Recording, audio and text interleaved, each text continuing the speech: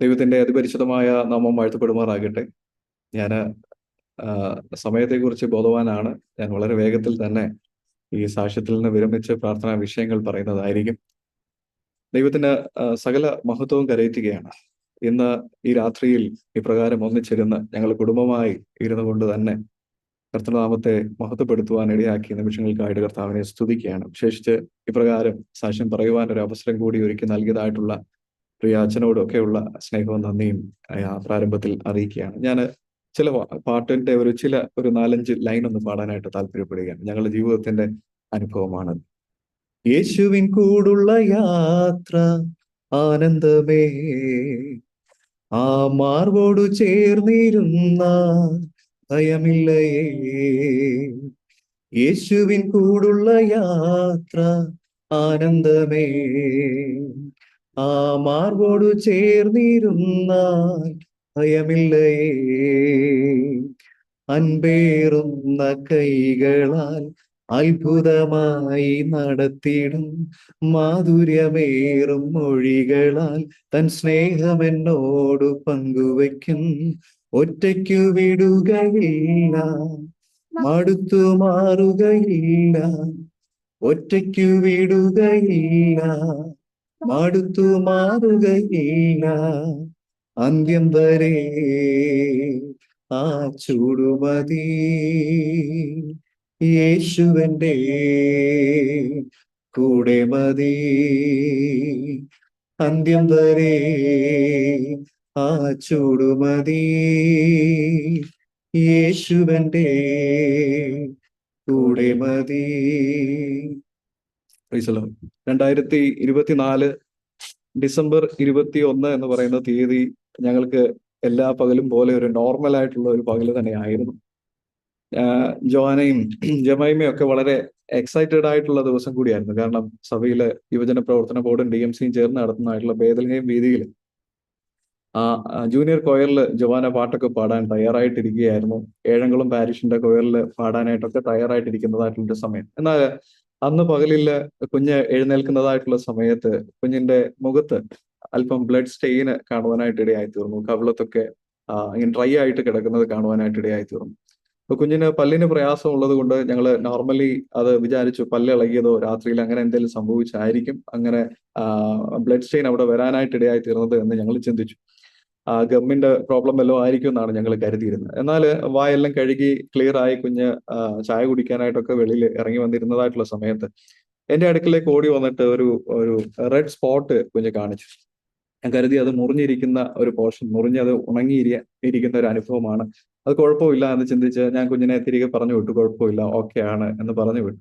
എന്നാൽ വീണ്ടും അവിടെ പോയിരുന്ന് കുഞ്ഞ് ശരീരമൊക്കെ നോക്കിയ സമയത്ത് ശരീരത്തെല്ലാം അതുപോലെ കാണുവാനായിട്ട് ഇടയായി തീർന്നു. പിന്നീട് മെറിനും വന്ന് നോക്കി. ശരീരം മുഴുവനും ആ സമയത്ത് ഞങ്ങൾ വസ്ത്രം മാറ്റി നോക്കിയ സമയത്ത് ശരീരം മുഴുവനും റെഡ് സ്പോട്ടുകൾ നിറഞ്ഞിരിക്കുന്ന ഒരു കാഴ്ച കാണുവാനായിട്ട് ഇടയായി തീർന്നു. വളരെ ഭയപ്പെടുത്തുന്നതായിട്ടുള്ള ഒരു അനുഭവമായിരുന്നു. എന്തുകൊണ്ട് ഇത് സംഭവിച്ചു എന്നുള്ളൊരു ചിന്ത പെട്ടെന്ന് വന്നുവെങ്കിലും ഞങ്ങൾ ഹോസ്പിറ്റലിൽ പോകാനായിട്ട് ഞങ്ങൾ ചിന്തിച്ചു. ഞങ്ങൾ തിരുവല്ലായി പോകുന്ന വഴിയിൽ കുഞ്ഞിനെ അവിടെ ആക്കുവാനായിട്ട് ചിന്തിച്ച് ഞങ്ങൾ ലൈഫ് ലൈൻ ഹോസ്പിറ്റലിലേക്ക് കടന്നുപോയി. ഡോക്ടർ കണ്ട സമയത്ത് തന്നെ ബ്ലഡ് പ്ലേറ്റ്ലെറ്റ് കൗണ്ട് ചെക്ക് ചെയ്യണമെന്ന് പറഞ്ഞു. അത് വളരെ കുറവായിരുന്നു. 3000 എന്നുള്ള നമ്പറിലേക്ക് ഡ്രോപ്പ് ഡൗൺ ആയി. കുഞ്ഞ് ആകെ പ്രശ്നത്തിന്റെ ഒരു സാഹചര്യത്തിലൂടെ കടന്നുപോയി എന്ന് ഡോക്ടർ പറയുവാനായിട്ട് ഇടയായി തീർന്നു. എന്നാൽ കുഞ്ഞിന് അവിടെ വെച്ച് തന്നെ ഒരു യൂണിറ്റ് പ്ലേറ്റ്ലെറ്റ് കൊടുത്തു. എന്നാൽ ഡോക്ടർ പറഞ്ഞു ഇവിടെ തുടർന്നുള്ള ഫെസിലിറ്റി ഹെമറ്റോളജി ഉള്ളതായിട്ടുള്ള ഒരു ഡിപ്പാർട്ട്മെന്റ് നന്നായിട്ട് ഫംഗ്ഷൻ ചെയ്യുന്ന ഒരു ഹോസ്പിറ്റലിലേക്ക് കൊണ്ടുപോകണം എന്നുള്ളത് കൊണ്ടാണ് ബിലീവേഴ്സിലേക്ക് കൊണ്ടുപോയത്. ആ കൊണ്ടുപോകുന്ന യാത്ര വളരെ സൂക്ഷിക്കണമെന്ന് പറഞ്ഞു. കുഞ്ഞിന്റെ ശരീരം ഷെയ്ക്കാവാനായിട്ട് പാടില്ല, വളരെ കെയർഫുൾ ആയിട്ട് കൊണ്ടുപോകണം എന്ന് പറഞ്ഞു. ആ നിലയിൽ നമ്മുടെ പ്രിയ ഷെർണുപദേശി സഹായിച്ചു കുഞ്ഞിനെ അവിടെ എത്തിക്കുവാനായിട്ട് ഇടയായി തീർന്നു. അതേ തുടർന്ന് ഇടവകയുടെ വികാരിയായിരിക്കുന്ന സജി മാത്യു അച്ഛൻ ഹോസ്പിറ്റലിൽ വിളിച്ച് വേണ്ടതായിട്ടുള്ള ക്രമീകരണങ്ങളെല്ലാം ചെയ്തു. അവിടെ ചെന്ന സമയത്ത് തീർച്ചയായിട്ടും 3 കാര്യങ്ങളിൽ റിസ്ക് ഉണ്ടായിരുന്നു. ഒന്ന് എന്ന് പറയുന്നത്, ഞങ്ങൾ ചിന്തിക്കുകയാണ് കുഞ്ഞിന് ഇങ്ങനെ വന്നതായിട്ടുള്ള സമയത്ത് അത് റെക്കഗ്നൈസ് ചെയ്യാതെ പോയിരുന്നെങ്കിൽ, ഞങ്ങൾ നേരെ തിരുവല്ലായിൽ വന്നിരുന്നെങ്കിൽ കുഞ്ഞിനൊരു പക്ഷെങ്കിൽ ബ്ലീഡിങ് ഉണ്ടാകാമായിരുന്നു, അത് കൂടുതൽ പ്രയാസങ്ങളിലേക്ക് പോകാമായിരുന്നു. എന്നാൽ രണ്ടാമത്തെ സാഹചര്യം 1000 എന്നുള്ള ആ ഒരു കൗണ്ട് ഡ്രോപ്പ് ഡൗൺ ആയപ്പോൾ ഒരുപാട് റിസ്ക്. എപ്പോഴും 10,000 ഒക്കെ വരുമ്പോൾ തന്നെ ബ്ലീഡിങ് സ്റ്റാർട്ട് ചെയ്യുന്നത്. എന്നാൽ 1000 ആയപ്പോൾ കുഞ്ഞിന് ഒരു കുഴപ്പവും കൂടാതെ കാണുവാനായിട്ട് ഇടയായി തീർന്നു. ബോൺ മാരോ ടെസ്റ്റ് നടത്തി. അവിടെയും കുഞ്ഞ് എന്തായി തീരും എന്നുള്ള ഭാരങ്ങളൊക്കെ ഉണ്ടായിരുന്നെങ്കിലും കുഞ്ഞിന്റെ റിപ്പോർട്ട് എല്ലാം നോർമലായി എന്നുള്ളത് കാണുവാനായിട്ട് സാധിച്ചു. ഞങ്ങൾ കടന്നു പോയതായിട്ടുള്ള കണ്ടീഷൻ എന്ന് പറയുന്നത്, പ്രത്യേകിച്ച് ആ സാഹചര്യങ്ങളിൽ ഞാൻ ഓർത്തൊരു കാര്യം എന്ന് പറയുന്നത്, മനുഷ്യൻ എത്ര നിസ്സാരന്മാരാണ് എന്നുള്ളത് ചിന്തിക്കുവാനായിട്ട് കൂടുതൽ ഇടയായി തീർന്നു. നമ്മൾ വിചാരിക്കുന്നത് പോലെയല്ല ഒരു ദിവസം എന്ന് പറയുന്നത്. സാഹചര്യങ്ങൾ എപ്പോ വേണമെങ്കിലും മാറി മറിയാമെന്നുള്ള ചിന്ത ഏറെ ഭരിച്ചതായിട്ടുള്ള സമയം. ഞങ്ങൾ കുടുംബമായി വളരെ നിശബ്ദരായി തീർന്നതായിട്ടുള്ള നിമിഷം.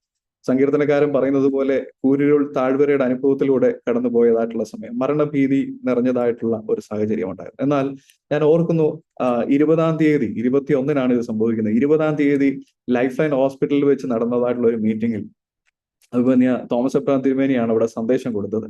തിരുമേനി അവിടെ മെസ്സേജ് കൊടുത്തപ്പോൾ പറഞ്ഞതായിട്ടുള്ള കാര്യം, ക്രിസ്മസിന്റെ സന്ദേശം എന്ന് പറയുന്നത് ഭയപ്പെടേണ്ട എന്നുള്ളതാണ്. 4 പോയിന്റ് ഭയപ്പെടേണ്ട എന്നുള്ളത് സുവിശേഷ പാഠത്തിൽ നിന്ന് തിരുമേനി പറയുകയുണ്ടായി. അത് പിന്നീട് ഞങ്ങൾക്ക് ഒരുപാട് ബലം നൽകിയതായിട്ടുള്ള ഒരു വചനഭാഗമായിരുന്നു. ഭയപ്പെടേണ്ട, ക്രിസ്മസിന്റെ സന്ദേശമായിരിക്കുന്ന ഇമ്മാനുവേൽ അവൻ നമ്മോട് കൂടെയുണ്ട്, ഭയപ്പെടേണ്ട എന്നുള്ള ആ വലിയ ധൈര്യം ഈ ദിവസങ്ങളിലൊക്കെ ലഭിക്കാനായിട്ട് ഇടയായിത്തീർന്നു. മാത്രമല്ല, കുഞ്ഞ് സൗഖ്യമാകുന്നത്, ഞാൻ അതിലേക്ക് വരാം, കുഞ്ഞ് സൗഖ്യമായത് പ്രാർത്ഥന ഒന്നുകൊണ്ട് മാത്രമാണ്.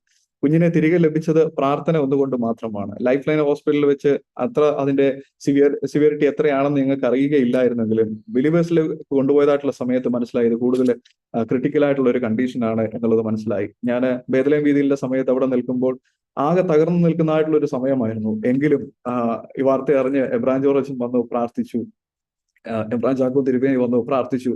ഇവരൊക്കെ പ്രാർത്ഥിച്ചു, ഏറെ ബലപ്പെടുവാനായിട്ട് ഇടയായി തീർന്നു. പിന്നീട് അങ്ങോട്ട് പ്രാർത്ഥനയുടെ ഒരു നിമിഷങ്ങൾ തന്നെയായിരുന്നു. എനിക്ക് ഈ സഭയോട് ഏറെ കടപ്പാടുണ്ട്. പ്രത്യേകിച്ച് ഈ പ്രാർത്ഥനയിൽ നൽനേരം എന്നുള്ള ഈ കൂട്ടായ്മ, അത് പ്രാർത്ഥനയുടെ ഒരു വലിയ പിന്തുണ നൽകുന്ന ഒരു കൂട്ടായ്മയാണ്. എനിക്കറിയില്ല, എത്രയോ പേര് എന്നെ കാണും, എനിക്ക് പരിചയമില്ലാത്ത ആളുകളൊക്കെയും വിളിച്ചിട്ട് കുഞ്ഞിന് വേണ്ടി പ്രാർത്ഥിക്കുന്നു എന്ന് പറയുന്നു. കണ്ണുനീരോടെ പ്രാർത്ഥിച്ചതായിട്ടുള്ള ഒരു സമയം അത് കടന്നുപോയി.